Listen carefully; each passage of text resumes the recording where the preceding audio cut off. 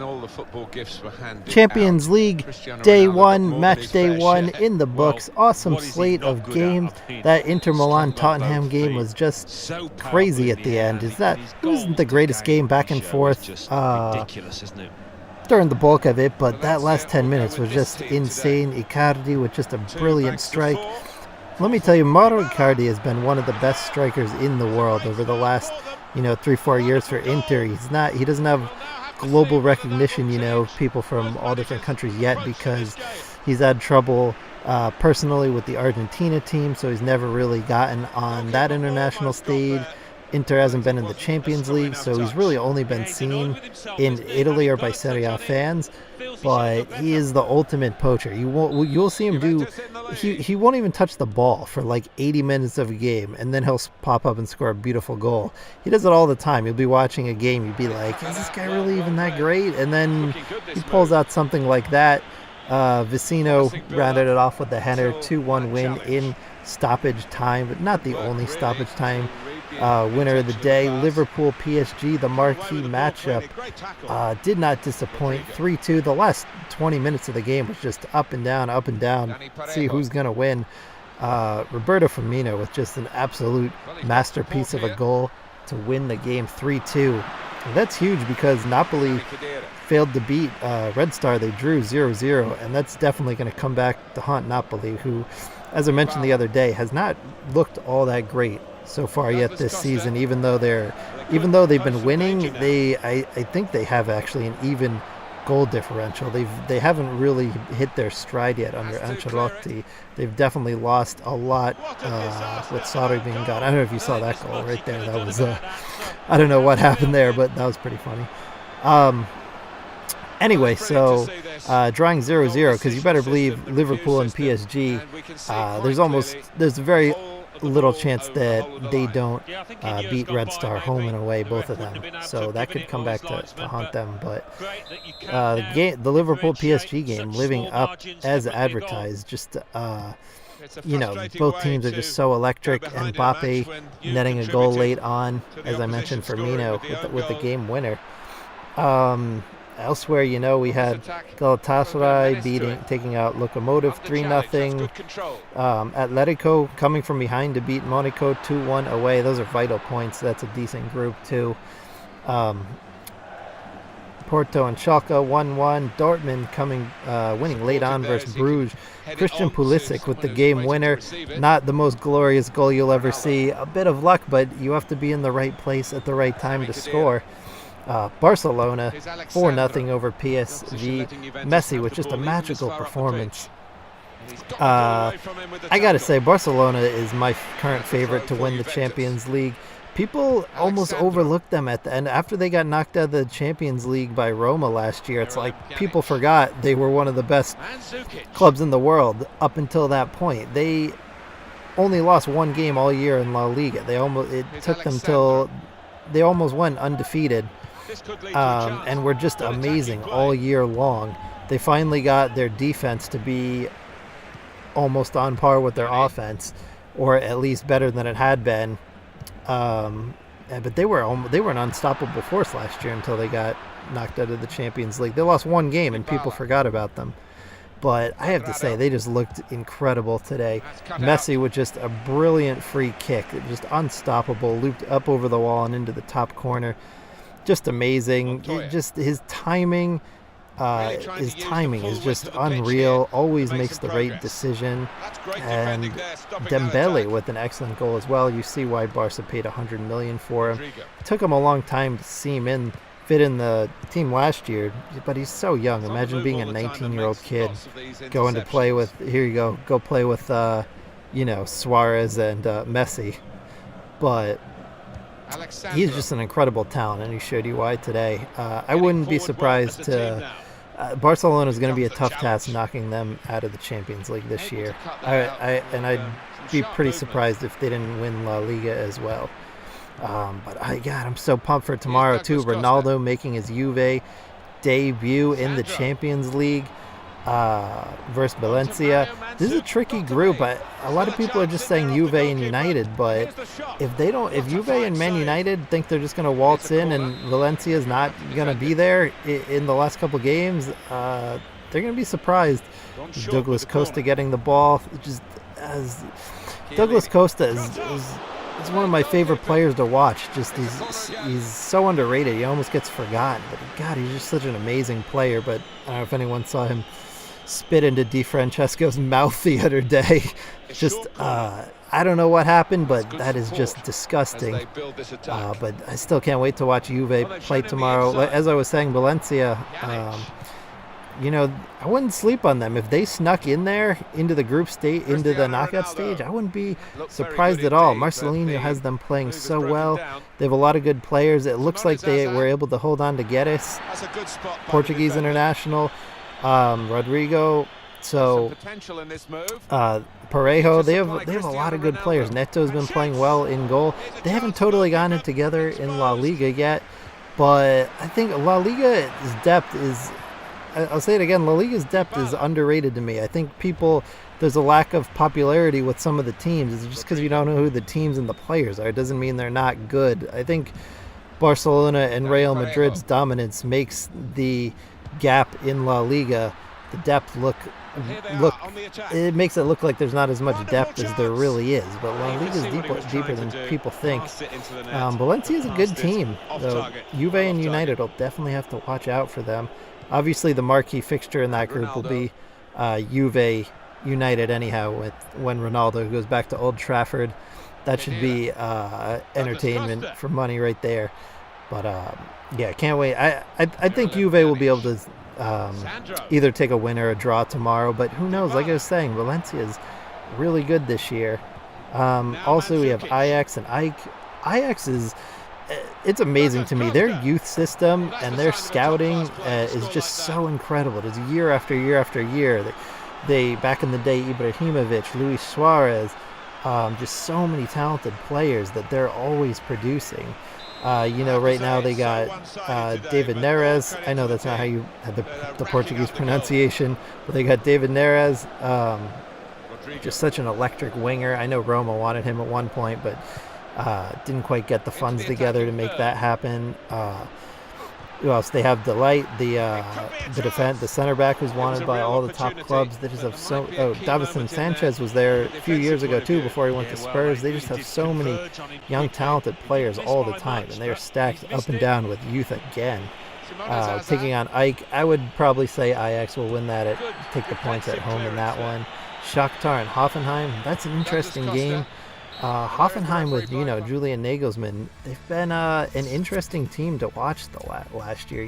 They could surprise people, but Shakhtar is always in there too, even though they play in Ukraine. They always have so many talented players as well. It doesn't seem like maybe not as much with Fred leaving and the Wells starting to come down a bit, but should be a fun game either way. I would probably say maybe a draw, 1-1, something like that, 2-2. Madrid and Roma. Now, Roma is my favorite team, but we have just been awful so far this year. Just haven't built on what we did last year at all. It just looked like I was weary going into the season because you always wonder when teams bring in a bunch of new faces and try to reshuffle a team that much. It's like when you mess with what was working, sometimes guys don't gel like that. Like last year, Milan brought in like 10 new players, and they just never really gelled properly. You can't bring in that many different types of players and expect them to gel all at the same time. Seems like we just can't keep it together for a full 90 minutes either. It's like either we play a brilliant first 45 and collapse in the second half, play awful in the first half and save it in the second half. We just can't get a full 90 minutes together. And I was worried because in the offseason we brought in all these talented forwards, talented midfielders as well, Pastore, Cristante, but we sold Nainggolan and Strootman, so it's like even though we brought in something like 10 players, some of them were youth guys too. It's like Korch and Zainolo really aren't going to play this well, so we brought in all these youngsters, for the most part, other than Pastore's a little older, but the rest of them are so young. And then we sell Nainggolan and Strootman. It's like, how are we going to control a midfield like that? I know we brought in Nzonzi too, but again, it takes time to gel when you bring in all these new faces. But so we brought in all these forwards and midfielders. But we swapped out, Alisson for Olsen.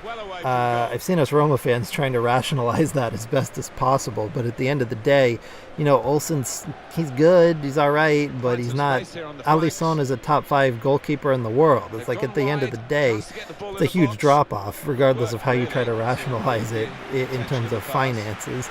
But also, we brought in 0 defensive help, too. It's like, we have Manolas, and Fazio was 31, 32. He had one good season with us last year. He was solid, but he's getting older, and he's not the most reliable guy all the time, even though he was good for us last year.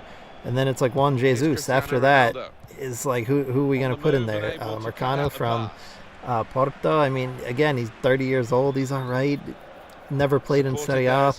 They're just a worry at the back, especially versus a team like Real Madrid, who looks like they haven't lost a step this year. Sometimes, even though Ronaldo's arguably the best player in the world, sometimes guys need different players around them to gel right. Look, Benzema and Bale are all of a sudden better than they've ever been without Ronaldo there. Sometimes you're even though you're a professional, your decision making when you don't have to cater a guy like Ronaldo being there is different. I mean, it sounds ridiculous, but just think of Sweden. Ibrahimovic retired, and Sweden had one of their best international performances ever. So sometimes it's the right combination of players, and Asensio wasn't always in the starting lineup this year, but I still think this kid has the potential to be one of the best, to be definitely one of the best players in the world, if not the best at some point. The things this kid can do with his left foot are just insane. It's just such a ridiculous touch and curl on the ball. So I'm actually really excited to see him play tomorrow, even though I am a Roma fan. Unless we pull something out or change something quickly, I can't say I see this going that great for us tomorrow. I think, unbiasedly, I'd have to say Madrid's probably going to win 2-1, 3-1, something like that, unless we really get our act together, because we have just been brutal for long stretches. We've been punished by teams that have nowhere near the quality of Madrid. It's like if we're not beating mid-table teams in our own league, what's going to happen when we go play Madrid? They're going to punish us far worse than mid-table teams in Serie A. Even though Serie A has gotten way better, it's different when you're going to play Madrid. Again tomorrow, Benfica and Bayern. Bayern, I think they had some bad luck in the Champions League last year. I know you create your own luck, but those games versus Madrid, they were so close in so many different ways. They had the Ulreich error, the ball going between his legs. It's just, I don't know if Neuer was in there, it might have been different. But I think Bayern is still one of the top 5 best teams in the world. They definitely have a huge shot at winning the Champions League this year. Looks like they're already going to run away with the Bundesliga title. I hope they don't. I hope maybe Dortmund or someone like that can keep it close, but Bayern is just so much talent. Didn't really add anyone, or actually, they added Leon Goretzka, an amazing player.